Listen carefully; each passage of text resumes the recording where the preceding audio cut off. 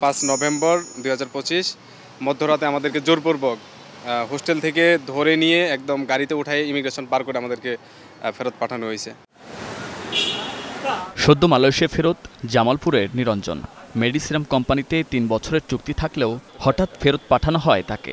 এমন অবিচারের প্রতিকার পেতে বৈধ কাগজপত্র সহ হাজির হয়েছেন প্রবাসী কল্যাণ ও বৈদেশিক কর্মসংস্থান মন্ত্রণালয়ে। আমরা বারবারই বাংলাদেশ হাই কমিশনে যাওয়ার পর ওনারা যেভাবে আমাদেরকে বিতাড়িত করে বা ফিরিয়ে দেয়, এটা খুবই দুঃখজনক এবং এটা একটা দেশের প্রতিও তারা একটা প্রভাব বিস্তার করে আর কি।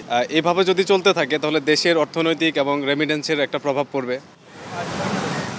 তার মতো ভুক্তভোগী 175 জন রেমিটেন্স যোদ্ধার অবস্থা একই। 1992 সাল থেকে মালয়েশিয়ার শ্রমবাজার উন্মুক্ত হলেও বিভিন্ন সময়ে নানা বিধিনিষেধ আর শ্রমিক অসন্তোষ পিছু ছাড়েনি। মালয়েশিয়া ফেরত ওমর ফারুকের গল্পটা ভিন্ন।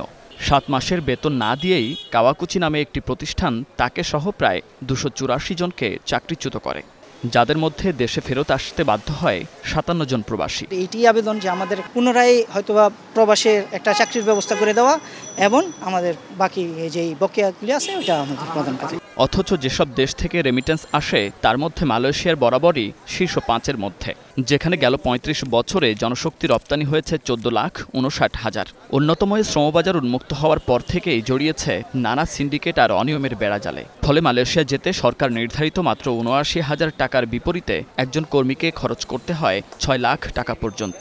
শুধু বাড়তি খরচ নয়, সেদেশে যাওয়ার পর চাকরি না পাওয়া, হঠাৎ চাকরি হারানো সহ কর্মী নির্যাতন ও বাংলাদেশ হাই কমিশন থেকে সহযোগিতা না পাওয়ার অভিযোগও রয়েছে। সম্প্রতি কর্মী নিয়োগের ক্ষেত্রে মালয়েশিয়া যে 10টি মানদণ্ড দিয়েছে তা নিয়েও রয়েছে নানা প্রশ্ন। এর মাধ্যমে সিন্ডিকেট চক্রকে বিশেষ সুবিধা দেওয়ার অভিযোগ উঠেছে। আপনি তো বিভিন্ন দেশে বিভিন্ন এজেন্সি এলিট শ্রেণীকে আপনি সুযোগ করে দিচ্ছেন, আবার বলতেছেন যে 3000 কর্মী পাঠাতে হবে, 10,000 স্কোয়ার ফিট অফিস লাগবে। এটা কিভাবে পসিবল? মুষ্টিমেয় কিছু সংখ্যক এলিট শ্রেণীর এজেন্সিকে আপনি ব্যবসা করার সুযোগ দেন, তাহলে তো এটা এই সেক্টরে বৈষম্য চলে আসবে। দেশি বা আন্তর্জাতিক কোনো চক্রান্ত আছে কিনা এটা আসলে খুঁজে বের করা দরকার। বাংলাদেশ ব্যাংকের হিসাব বলছে, চলতি অর্থবছরের প্রথম 3 মাসে মালয়েশিয়া থেকে রেমিটেন্স এসেছে 817 মিলিয়ন মার্কিন ডলার, যা একক দেশের গন্তব্য হিসেবে চতুর্থ। এছাড়া গেল অর্থবছরে পঞ্চম দেশ হিসেবে এ বাজার থেকে রেমিটেন্স এসেছে 2.8 বিলিয়ন ডলার। বিশেষজ্ঞরা বলছেন, মালয়েশিয়ায় কর্মীবান্ধব পরিবেশ না থাকায় প্রতারণার হার যেমন বেড়েছে, তেমনি আগের চেয়ে কমেছে রেমিটেন্স প্রবাহ। গত 3 বছর 3000 কর্মী পাঠিয়েছে কারা? 3 বছর 3000 কর্মী পাঠিয়েছে এই সিন্ডিকেটের বাইরে তো কেউ পাঠাতে পারেনি।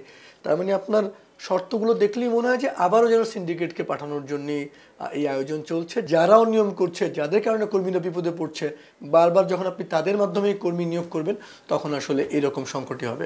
সবসময় মানুষের যত কর্মী বৈধ থাকে তার চেয়ে বেশি সংখ্যক কর্মী অনিয়মিত থাকে, এবং অনিয়মিত যখন কর্মী থাকে সে তার টাকা বৈধভাবে পাঠাতে পারে না। পুরো বিষয়টাই আসলে এখানে পদে পদে হয়রানি প্রতারণা জড়িয়ে আছে, এবং সেই তুলনায় আমাদের কর্মীরা না নিজের দেশে না দূতাবাসে তারা যে কাঙ্ক্ষিত সেবা পাবে তারা তো পায় না। চলতি অর্থবছরের প্রথম 3 মাসে দেশে মোট রেমিটেন্স এসেছে 7.5 বিলিয়ন ডলার, যার মধ্যে শীর্ষে থাকা সৌদি আরব থেকে এসেছে 1.2 বিলিয়ন ডলার, যুক্তরাজ্য থেকে 928 মিলিয়ন ও আরব আমিরাত থেকে এসেছে 884 million dollar remittance. Munnaf Rashid, star news, Dhaka.